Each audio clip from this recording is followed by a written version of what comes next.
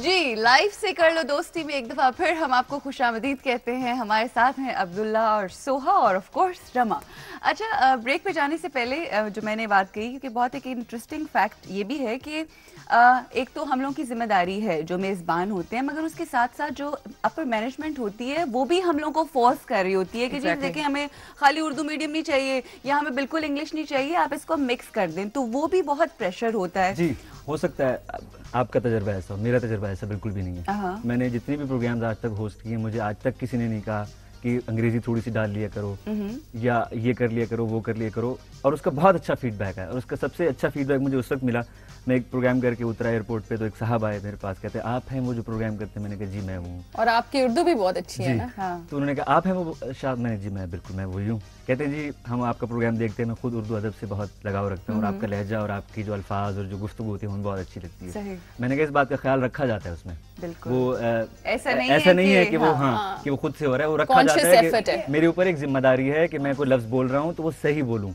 अगर उसमें अंग्रेजी का एक लफ्ज आया तो फिर मैं फौरन उसका उर्दू में बता देता हूँ। आपको अंग्रेजी पे बिल्कुल डिपेंड नहीं करना पड़ता। बिल्कुल नहीं, देखिए अगर मेरे सुनने वाले देखने वाले वो लोग हैं जो समझते ही उर्दू हैं, फिर वही बात आप कह रहे हैं, क्योंकि गजल जो है, अब जैसे आपने गजल का कोई प्रोग्राम है या जैसे पीटीवी जो है वो शाम गजल सजाता है या कुछ और होता है, उसके बीच में आप इंग्लिश बोलते हुए ऑफकोर्स वो तो आपकी फीलिंग जाती है ना, आप बोल सकते हैं ना, ऑडियंस बोल रहे होते हैं ना, जो वहाँ पे वो नहीं होता ना उसका सिंगर के साथ भी। लेकिन जैसे जो हम अब प्रोग्राम, मिसाल के तौर पर मैं एक प्रोग्राम होस्ट कर रही हूँ ट्यून हो जा, उसके बीच में you have to do it because उसकी कस्टमर बेस ही डिफरेंट है, तो फिर आपको according to norms and behaviours उस चीज का ख्याल तो रखना पड़ता है कि आप नहीं कह सकते। बिल्कुल ठीक। और ऊपर से मैनेजमेंट आपको इशारा करती है कि आपने इस तरह से इसको करना है, और अगर आप नहीं कर रहे तो इस प्रोग्राम से इसका टेम्पो मैच नहीं हो रहा। ठीक है सोहा, बात आपकी मतलब ये है कि कस्टमर को देख के आप अपनी तहजीब और जुबान का बेड़ा गर्क कर सकते हैं। बिल्कुल, कस्टमर को देखते हुए नहीं।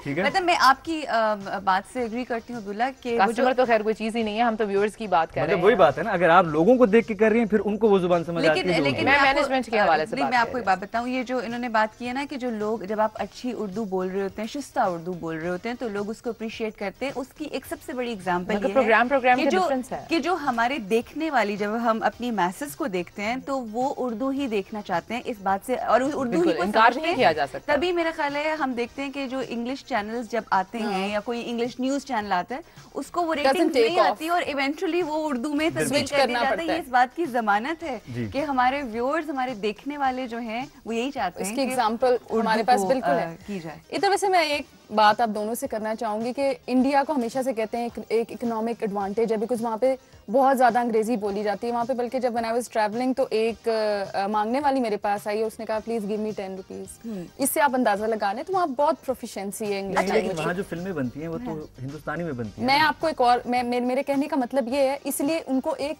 कहते हैं कि इकोनॉमिक एडवांटेज है। तो क्या हमें भी सबको सीखनी चाहिए? क्योंकि अगर उनको एक क्लियर एडवांटेज मिल रहा है तो ये तो कोई अच्छी चीज हुई ना। देखिए सीखने में तो कोई हर्ज नहीं है ना, अब दोनों चीजों को आप साइड बाय साइड लेके चलिए, क्यों नहीं सीख सकते? अच्छा, कंफ्यूजन यही बात है जो आपने बात की ना, this is the main point. हम लोग क्या करते हैं, हमने थोड़ी उर्दू पकड़ी, थोड़ी इंग्लिश पकड़ी और हमने हंडिया बना ली। मेरा ख्याल है कि हमें इम्पोर्टेंस, और हम ओन नहीं करते जो एक कल्चर को नहीं करते, हम अपनी लैंग्वेज को ओन नहीं करते। और अगर कोई उर्दू बोल रहा है, जिस तरह से हमने शुरू में बात की कि वो आपको लुक डाउन करते हैं, आप यकीन करो मैंने बहुत सारे ऐसे लोगों को देखा है जो अंग्रेजी ठीक बोल लेते हैं, वो ज्यादातर अपने दोस्तों से नहीं बोलेंगे इंग्लिश, वो जो उनके घर में नौकर होते हैं या जो बाहर जो उनको क्वेश्चन नहीं कर सकता, उनको उनसे देखिए सीरियस भी उसी को लिया जाता है। जैसे अगर मिसाल के तौर पे कई ऐसे घराने हैं जिनके बीच में कि इंग्लिश उनकी बहुत अच्छी है, ठीक है, उनकी उर्दू भी उतनी अच्छी है, तो उनको पता होता है कि basically if they are talking in English तो उनकी उर्दू उतनी अच्छी है, और जब वो उर्दू बोल रहे होते हैं तो उनको सीरियसली लिया जाता है। अगर कोई ऐसा शख्स हो जिसको पता हो कि नहीं जी इसको इंग्लिश पे उतना अबूर है ही नहीं है, आती जाती नहीं है, तो फिर ऑफ कोर्स उसको नहीं लिया जाता। हमारे एक प्रोग्राम में हमारे गेस्ट आए, हम लोगों ने स्मोकिंग पे डिस्कशन किया और उन्होंने कहा कि आज मैं ये कमिटमेंट कर रहा हूँ कि आज के बाद मैं ये नहीं करूँगा बिकॉज उसका कोई फायदा नहीं है। आज इस शो के अंदर मैं कन्फेस करती हूँ कि मैं इंग्लिश करती हूँ और आज के बाद मेरी ही कोशिश होगी। कम से कम कुछ वक्त लगेगा, मेरे से तो फेल होगा, कुछ वक्त लगेगा, मगर मेरी अब कोशिश होगी कि अंग्रेजी बोलूं तो एक जुमला अंग्रेजी का ही बोलूं और यही बात है कि हम उर्दू ही बोलूं। मेरा ख्याल कुछ फायदा तो होना चाहिए, हम लोगों को पहला स्टेप लेना पर अरूज अगर तुमने बहुत सलीस उर्दू बोली तो बहुत से लोग हैं तुम्हें अंडरस्टैंड ही नहीं कर सकेंगे। सलीस नहीं, सकील सलीस होती है इजी, सलीस में फर्क है। मुझे पता था आप पकड़ेंगे। सकील कहते हैं सकील जो बहुत भारी वाली होती है और सलीस आसान वाली। आसान हो उसमें, चलो इतना तो मुझे पता है। कहते हैं आप।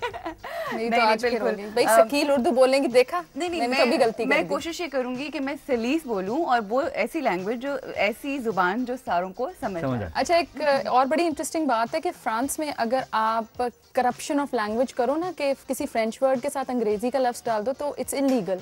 I don't know why we don't have it here because अगर इधर भी हम लोग इस तरह के restrictions डाल लें बहुत फायदा होगा। उसका रीजन ये नहीं है अब्दुल्ला, आपको नहीं लगता क्योंकि वो अपनी जुबान से अपने कल्चर से इश्क करते हैं? तो हम क्यों नहीं करते? हमें तो ये बात इसीलिए तो हम आज वहाँ हैं जहाँ हम हैं। वो जब तक आप अपनी जुबान पे अपने कल्चर पे फख्र नहीं करेंगे तो आप उसको बढ़ावा भी नहीं देंगे। ठीक है, मैं उर्दू इसलिए नहीं बोलूंगा क्योंकि मैं इस पे फख्र ही नहीं करता। जब मैं एक चीज पे फख्र ही नहीं कर रहा, दूसरी चीज पे फख्र कर रहा हूँ, अंग्रेजी पे, फ्रेंच पे, फारसी पे, तो फिर मैं वो बोलूंगा। हम अपने बेसिक मसलों से निकल नहीं पाते बाहर। पहले जो फ्रांस में वो मसले नहीं है जो पाकिस्तान इस वक्त फेस कर रहा है। लेकिन मेरी जान, मैं आपको बात बताऊं, उससे निकले हैं तो कुछ सोचे ना। आपको पता है जो हमारी कौम जिन तबाहकारियों की तरफ जा रही है, कहते हैं कि अगर आपने किसी कौम को तबाह करना है तो उसकी जुबान को तबाह कर दें। ये अगर आपने उसको स्पॉइल कर दिया तो आप, क्योंकि जुबान एक कोई अलग वो नहीं है ना, एक अलग एंटिटी। एक बहुत इंटरेस्टिंग ईमेल है इसी टॉपिक के हवाले से हमारे पास आई थी। मैं थोड़ा सा इसको तर्जुमा भी करती जाऊंगी। I have just one thing to say. ये एक हाउसवाइफ है and she is 45 years old। मुझे इंग्लिश सीखने का बहुत शौक था। I got enrolled in a language centre. I am proud to say that I am confidently able to speak and understand English now. इसलिए इंसान को हर वक्त कोशिश जारी रखनी चाहिए। अब इस तरह की एग्जाम्पल तो खैर बहुत कम होंगी।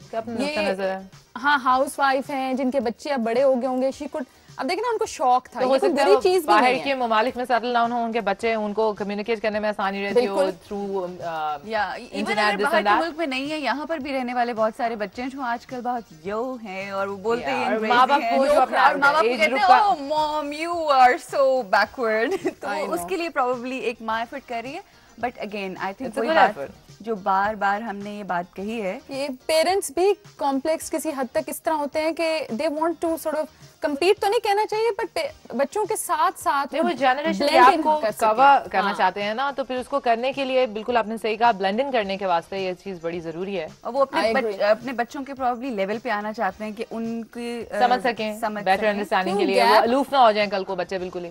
आप क्या कहना चाहेंगे? मैं ये कहना चाहता हूँ कि अगर कोई ऐसा प्रेशर है वालिदैन के बच्चों पे तो बिल्कुल बगावत कर दें आप लोग जुबान के मामले में। हाँ, बिल्कुल इस मामले में अताअत फर्ज नहीं है। आप you have to put your foot down की उर्दू क्या होगी जल्दी से बता दें। आप को बस जम जाएं, जम के खड़े रहें और आप कहें कि नहीं मुझे उर्दू बोलनी है और आज से मेरी कोशिश शुरू हो चुकी है।